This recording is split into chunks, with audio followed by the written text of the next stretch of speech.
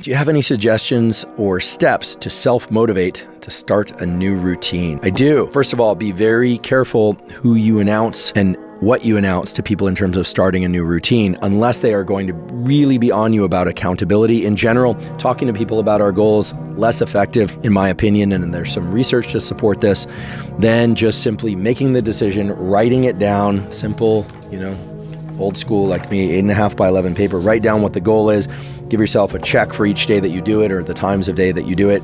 Sometimes signing your signature as if you have a contract with yourself can help. These are all different tricks. Some people will say, should you reward yourself for completing something? Sure.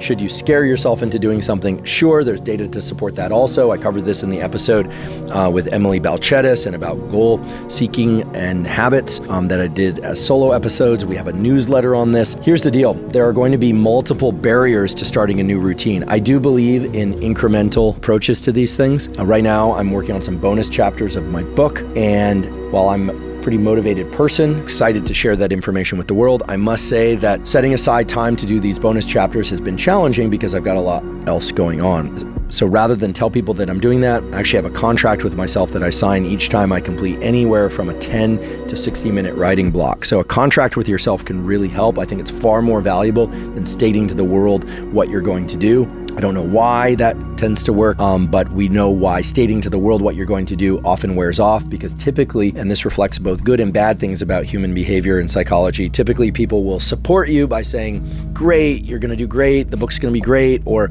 your new exercise program is going to be great, you're going to do, and they're just supporting you, and that support turns out to be sufficient to create this mindset like that you could do it at any point, or you've got the support you need. Sometimes a little bit of additional friction, what Tim Ferriss would call fear setting, is a good idea. You think about worst outcomes if you don't do the thing. But let's face it, you can't lie to yourself and believe it. So if you know that not doing the thing isn't going to markedly change your life for the worse, well, in that case, you need some additional support. You need some additional motivation.